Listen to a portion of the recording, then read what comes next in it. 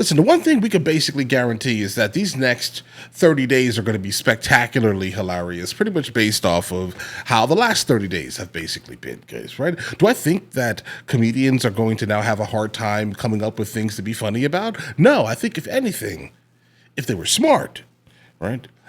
They'd have now even more stuff. Like, listen, based off of these last 30 days, with Canada becoming the 51st state, us basically taking over Greenland, buying it, why not? And then also the Panama Canal incidents, guys. Listen, we can easily find out coming soon that El-Sisi, specifically the guy who runs Egypt, I don't know, is allowing China to benefit in some manner from the Aswan Dam that we built in the 50s, guys. Right? I'm telling you, that's the trajectory that we're on. So yeah, there are going to be a lot of funny, hilarious things as long as you don't take every single thing that's being said, 100% serious, guys. I think that's the reality here. But unfortunately, people can't see that. But that's fine. Either way, Bill Maher weighs in on Trump's second term and if it will affect his comedy. This is a suggestion via a channel member. Let's go ahead and check this out immediately. Let's do it, guys. I mean, the Electoral College? It's the only thing worse than regular college. I mean, if Thomas Jefferson was alive, he would have two questions. One, okay, Hamilton gets a musical before me? And two, we're still using that thing from 1787. Yeah, it's weird that you would kind of point out the Electoral College now. Our pop culture lead, look, it's been a rough week.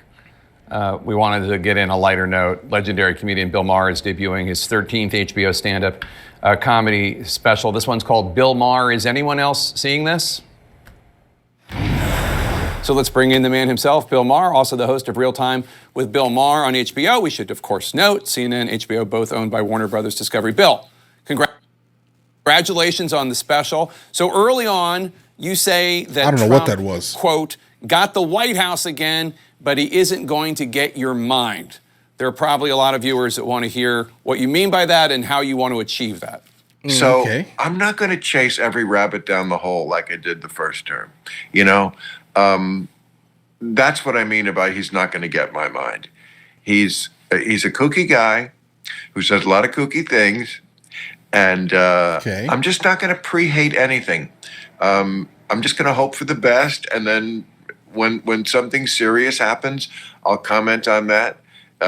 Otherwise, I have new rules and monologue as a place in the show every week to talk about invading Greenland and annexing Canada and other stuff that's perfect for comedy. I told you. You see? And that's the reality here. Obviously, what he's doing here is he realizes that there's been a massive cultural shift in the United States of America, along with CNN. It's the reason why they're even talking about this, right? You're starting to realize that because the left lost in such a miserable manner, okay, they're like, oh no, maybe we were wrong the entirety of the time. Yeah, bro, you guys were wrong. But guys, we're here. Let's do it. But I'm not going to take it seriously. So I'm writing an election book, and one of the things I just stumbled on was a monologue you gave in October 2023, in which you warned the Democratic Party of Ruth Bader Biden. You were saying the American people think he's too old. You're worried about this. You had a great line about it doesn't matter if he's a national treasure and has done great things. If you got on an airplane and you heard that Buzz Aldrin was the pilot, you'd get off. I'm sorry for botching your very funny joke. But they didn't listen to you, but you were proven correct. Right. You were. Yeah, and I felt I had standing to make that case because I had for so many years been the only person I know on television who was consistently railing against ageism. I have been saying for years, ageism is the last allowable prejudice that we can have in this country. You can always do the age jokes. You can always rail on people for being too old. And it was, as I said, a case-by-case basis. Some people at 70 act like they're 100 years old, and some people are like 40-year-olds. But this was a case, okay, where Biden was too old. That's super valid, guys. I mean, having made that. Guys, there are no issues with me personally when it comes to like, someone that is up there in age, guys. Not at all, right? But I'm not sure that you should be running this nation, right? Like there comes a time where you just need to relax, bro. You made it. You understand what I'm saying here, bro? You made it to 70. Congratulations. Like live your best life for the remainder of it. Period.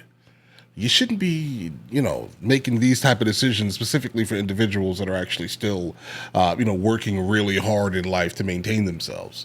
Okay, but let's continue. That case, that it's a case by case basis, I was now saying, yes, some of those cases are that the person just is too old for the job. And he was going to be, much like Ruth Bader Ginsburg, someone who was seen in history as one who stayed at the fair too long and Way too cost long. his party dearly. And he did.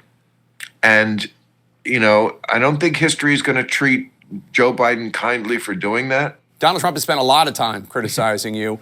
You told me a couple years ago on air that you were afraid of what Trump could theoretically do if he ever were returned to the White House. How do you feel now?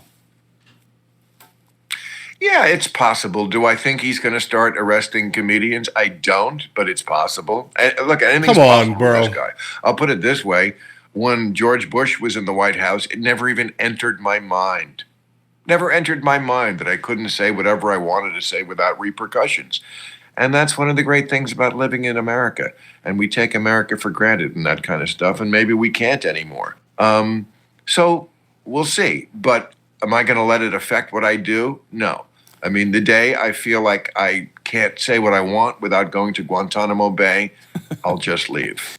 I do want to ask you before you go, and congratulations again on the special, but there's talk promulgated by you about maybe you quitting the HBO show, about maybe not touring anymore. Well, you said something to Jane Fonda about thinking about that. Where are you in your career? You still got a lot of good stand-up, a lot of good jokes in you, right? Like, tell us what's next. Okay. I am stopping doing stand-up just because I'm tired of touring, just because I've been doing it for 40 years. I love it. Look, I love nothing more than being on stage somewhere telling jokes to strangers. It's been my entire life. It's been the most consistent thing in my life. But for those people who say to me, why don't you just do it a little bit? You can't do it a little bit. Stand-up is like being a boxer. You have to be in training. You can't just walk up there and do it. So I've been in training for 40 years. I need a break. And I'm tired of the travel. I'm tired of dragging my ass out of bed on Saturday morning to go to some place after I worked so hard on Real Time all week. Maybe I'll go back to it. But, I have a podcast. I have a television show. I'm not retiring. And I don't know where this started about I'm getting rid of Real Time. They're going to have to drag me off of that show. What I was saying was that I didn't want to do another Trump term, not just because I don't think it's going to be possibly a great time for America, maybe, again, not going to pre-hate anything, but because I've already done all the jokes about Donald Trump. I don't know what else to say about the guy. But, of course, he will provide us with a lot of new material, and I'll get into it. It'll be funny. I was hoping that in the episodic television show that is America, I was hoping for some new characters, But it's like they rebooted Matlock, but instead of getting Kathy Bates, they put Andy Griffith back in it.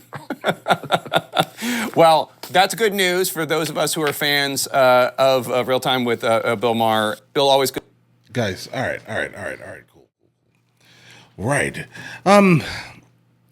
Listen, so when it comes to like Bill Maher, I'm not like a super fan of him and like a lot of the way that he moves, but I do respect how he can just be like, listen, I'm not going to prejudge a single thing, and I think that's how most people should probably be going forward. I think in life generally, like you never know. Like you can expect all the crazy things in the world, but you actually never really know, right? Like what's going to actually happen. So I definitely respect the fact that he is actually doing that. I wish other people that politically aligned with him were doing the same exact thing, because then we can actually get things done, right? To be honest here. But all right, listen, guys, let me know in the comments what you guys think. I do think that comedy definitely is not over. Trump is a very interestingly funny individual, right? With a lot of the things that he says and does, and some of the trolls that he hands out to foreign nations. A little funny. I don't know. Again, guys, I may be broken. I said this yesterday. Most likely. But either way, listen, you guys all have an absolutely amazing day. Enjoy your day thoroughly. The fact that you just made it to the end of the video says a whole lot, actually. We have a couple other channels. MrLboyd Music, MrLboyd Movie Reacts, along with MrLboyd Discusses, where I just generally speak about the things that specifically matter to me. But in the meantime, I'll catch you guys later.